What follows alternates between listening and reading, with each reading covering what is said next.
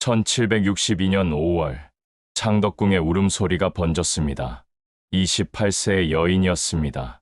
남편이 뒤주 안에서 숨을 거두던 그 순간 그녀는 11살 아들의 손을 붙잡았습니다. 조선 왕실 역사상 가장 비극적인 날이었죠. 남편은 세자였고 아버지는 왕이었으며 아들은 훗날 왕이 될 운명이었습니다.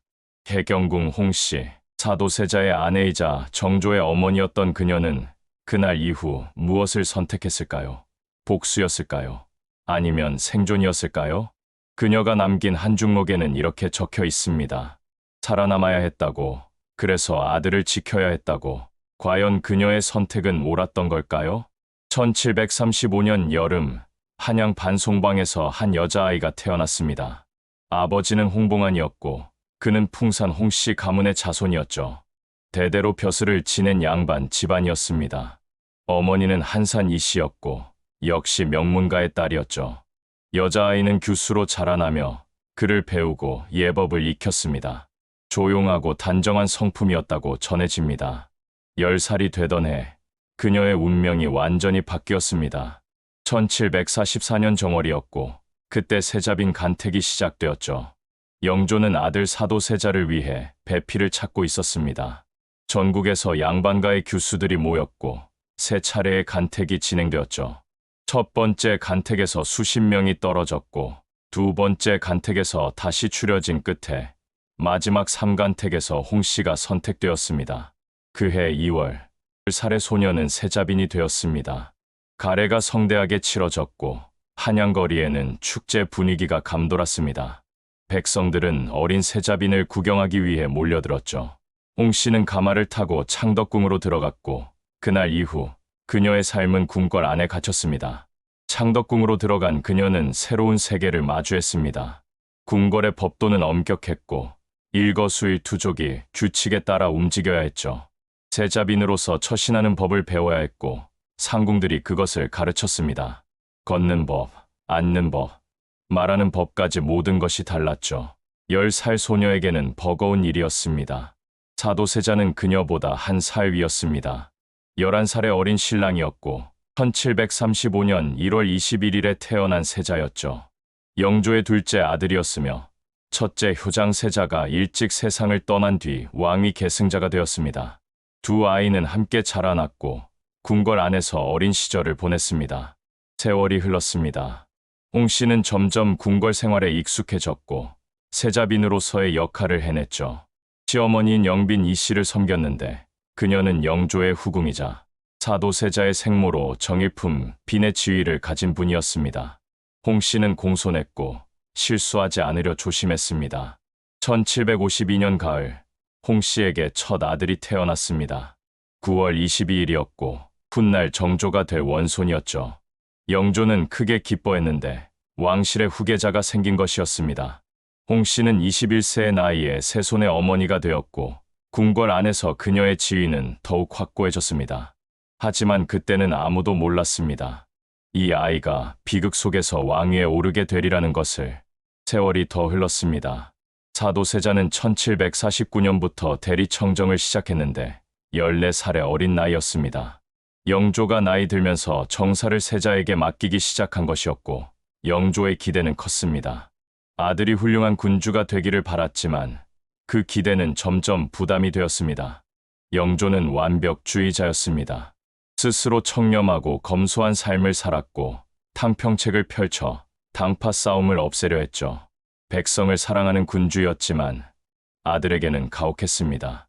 작은 실수도 용납하지 않았고 꾸짖고 질책했습니다. 그래서 사도세자는 점점 위축되었습니다. 부자 사이에는 균열이 생기기 시작했습니다. 영조가 원하는 아들의 모습과 실제 사도세자의 모습은 달랐죠. 영조는 학문을 중시했고 경연에 나가 유학을 공부하기를 바랐습니다. 하지만 사도세자는 무예를 좋아했고 말타기와 활쏘기에 뛰어났습니다. 영조는 그것을 못마땅하게 여겼죠. 홍씨는 그 모든 것을 지켜봤습니다. 남편이 변해가는 모습을 가까이서 목격했고 사도세자는 점점 병들어갔습니다. 실록에는 세자가 의대 공포증을 앓았다고 기록되어 있는데 옷을 입는 것을 두려워했다는 것이죠. 광증도 있었다고 전해지며 감정 기복이 심했고 때로는 폭력적이었습니다. 1750년대 중반부터 증세는 더욱 심해졌습니다. 사도세자는 궁녀들을 함부로 대했고 화가 나면 주변 사람들에게 폭력을 휘둘렀죠. 홍 씨도 두려워했지만 남편의 변화를 어찌할 수 없었습니다. 하지만 세자빈으로서 참아야 했고 밖으로 알려져서는 안 되는 일이었죠. 궁궐 안에는 소문이 돌기 시작했습니다. 세자의 이상한 행동에 대한 이야기들이었고 신하들도 알게 되었죠. 노론 벽파는 이를 정치적으로 이용하려 했으며 사도세자를 제거하고 다른 왕위 계승자를 옹립하려는 움직임도 있었습니다. 홍 씨는 남편을 보듬으려 애썼습니다. 최선을 다해 돌봤지만 상황은 악화되기만 했습니다. 영조와 사도세자의 갈등은 깊어졌고 아버지는 아들을 이해하지 못했으며 아들은 아버지를 두려워했습니다. 영조 곁에는 사도세자를 모함하는 사람들이 있었습니다. 수계문 씨가 대표적이었는데 영조의 후궁이었던 그녀는 종이품 수기의 지위를 가지고 있었죠. 문 씨는 사도세자의 행동을 일일이 영조에게 고자질했고 과장해서 보고하며 영조의 분노를 부채질했습니다. 홍 씨의 아버지 홍봉안은 사위를 돕고 싶었습니다. 하지만 쉽지 않았고 영조를 거역할 수 없었죠. 신하로서 한계가 있었고 홍 씨는 외로웠습니다. 아무도 도와줄 수 없는 상황이었죠. 1762년이 되었습니다. 봄이 지나고 여름이 왔으며 한양은 무더웠죠. 궁궐 안은 긴장으로 가득했고 영조와 사도세자의 갈등은 극에 달했습니다. 신하들은 편을 나눴으며 노론과 소론이 대립했습니다. 사도세자의 행동은 더욱 통제할 수 없게 되었습니다. 궁녀들이 죽어나갔고 세자의 손에 목숨을 잃은 사람들이 생겨났죠. 더 이상 숨길 수 없는 지경이 되었고 영조의 귀에도 들어갔습니다. 왕은 분노했습니다. 5월이었습니다. 13일 아침 영조가 사도세자를 불렀고 홍 씨도 함께 나아갔습니다. 세자빈으로서 당연한 일이었죠. 영조는 분노하고 있었고 얼굴이 붉게 상기되어 있었습니다. 내가 한 짓을 다 알고 있다. 영조가 소리쳤습니다. 사도세자는 떨고 있었고 아무 말도 하지 못했죠. 영조는 폐세자를 선언했으며 너는 더 이상 내 아들이 아니다. 충격적인 선언이었습니다. 홍 씨는 무릎을 꿇고 용서를 구했습니다. 전하, 자비를 베푸소서. 세자를 용서해 주소서. 눈물이 흘렀지만 영조의 마음은 굳어 있었습니다. 그날 오후 끔찍한 일이 벌어졌습니다. 영조는 사도세자를 뒤주에 가두라고 명했고 창덕궁 휘령전 앞이었죠. 지금은 없어진 전각입니다. 쌀을 보관하던 나무 괴짝이 가져와졌고 크기는 사람 하나가 들어갈 만했습니다. 28세의 세자가 그 안에 갇혔고 뚜껑이 닫혔으며 자물쇠가 채워졌습니다. 홍 씨는 그 앞에 섰습니다. 아들 원손의 손을 잡고 있었고 11살이었습니다. 소녀는 떨고 있었으며 어머니도 떨고 있었습니다. 무엇을 할 수 있었을까요? 왕명이었고 거역할 수 없었죠. 신하들이 지켜보고 있었으며 홍 씨는 그저 그 자리에 서 있을 수밖에 없었습니다. 하루가 지나고 이틀이 흘렀습니다. 그때 뒤주 안에서는 소리가 났는데 아바마마 살려주소서. 사도세자가 애원했습니다. 목이 마릅니다. 물 한 모금만 주소서. 하지만 영조는 허락하지 않았고 아무것도 주어지지 않았습니다. 물도 없었고 음식도 없었습니다. 여드레가 지난 5월 21일이었습니다. 그때 뒤주 안에서 소리가 멈췄고 사도세자가 숨을 거뒀습니다. 향년 28세였죠. 홍 씨도 28세였으며 같은 나이에 미망인이 되었습니다. 더위와 갈증과 굶주림으로 남편은 세상을 떠났습니다. 야사에는 그날의 장면이 더 자세히 전해집니다. 홍 씨가 뒤주 앞에서 기절했다고 하며 원손이 할아버지 영조에게 매달렸다고 하죠. 아바마마를 살려주소서. 하지만 영조는 돌아섰고 침묵이 흘렀습니다. 궁궐 전체가 얼어붙었습니다. 선전관 구선복이 뒤주를 지켰습니다. 훈련대장의 명으로 군사 100명을 거느렸고 홍 씨는 그 광경을 잊을 수 없었습니다.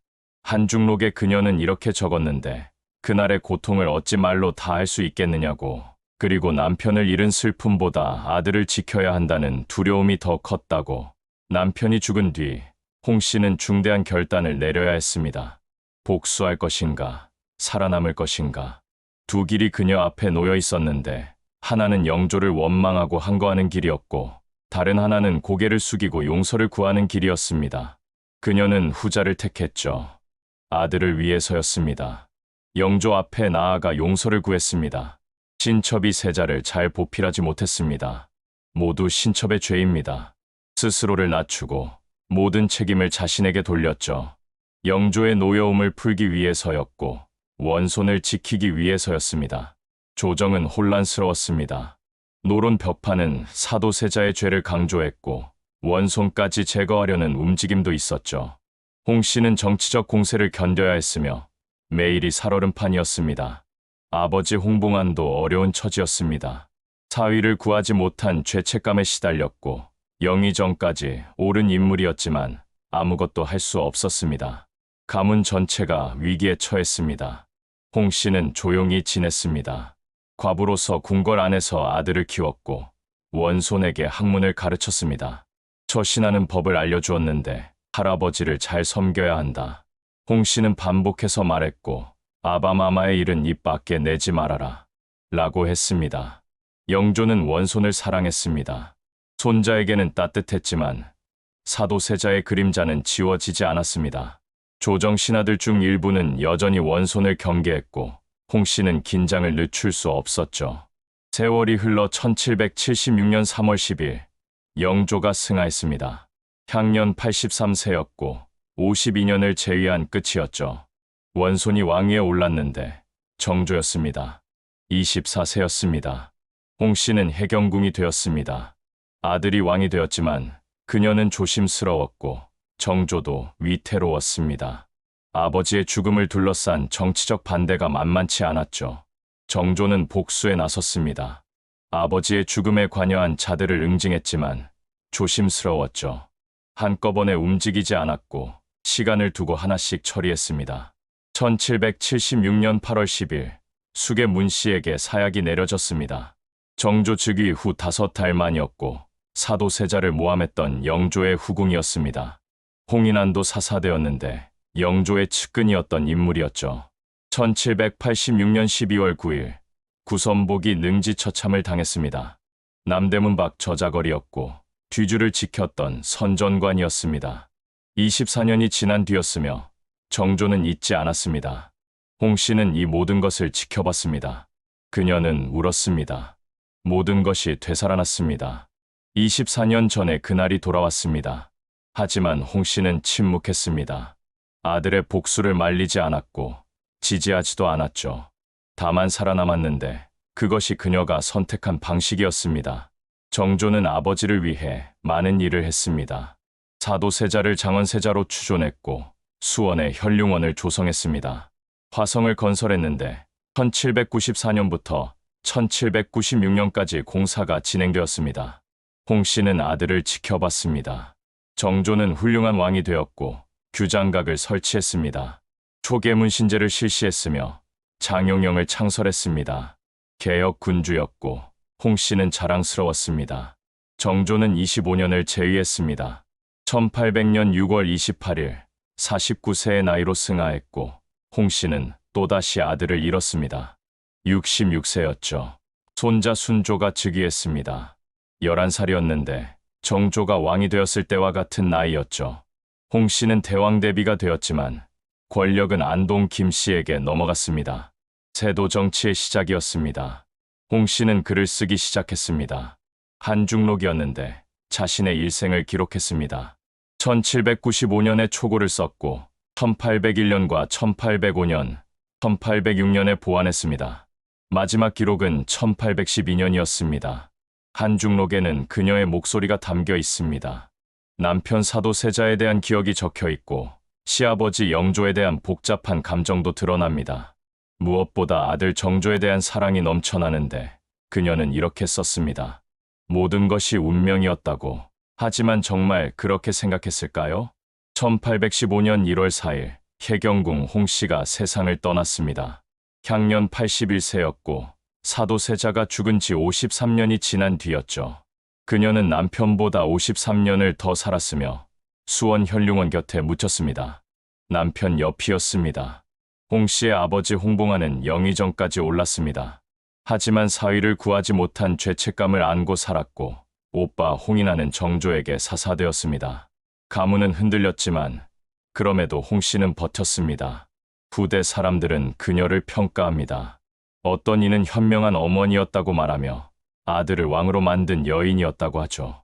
어떤 이는 비겁했다고 비난하며 남편을 버리고 권력을 택했다고 말합니다.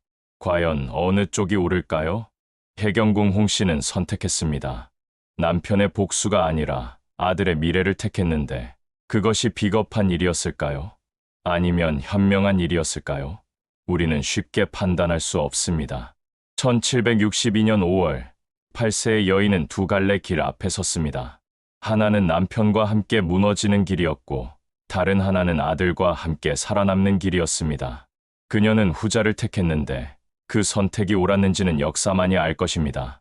권력은 영원하지 않습니다. 영조도, 정조도, 순조도 모두 떠났지만 홍 씨가 남긴 한중록은 남았습니다. 그 기록 속에는 한 여인의 고통과 선택이 새겨져 있죠. 생존은 죄가 아닙니다. 살아남는 것도 용기입니다. 침묵도 선택입니다. 홍 씨는 많은 것을 말하지 않았고 영조를 원망하지 않았으며 정조의 복수를 비난하지도 않았죠. 다만 기록했습니다. 있는 그대로를. 그것이 그녀가 선택한 저항이었을지도 모릅니다. 그녀는 살아남았습니다. 80년의 세월을 견뎌냈습니다. 역사는 생존의 다른 이름일지도 모릅니다. 해경궁 홍 씨의 이야기를 통해 우리는 묻게 됩니다. 당신이라면 어떤 선택을 했을까요? 사랑하는 사람과 함께 무너질 것인가? 아니면 홀로 살아남아 그를 기억할 것인가? 쉬운 답은 없습니다. 다만 그녀의 선택이 있었고 그 선택이 역사를 만들었다는 것만은 분명합니다. 구독과 좋아요는 더 많은 역사 이야기를 만드는 큰 힘이 됩니다. 다음 이야기에서 또 만나겠습니다.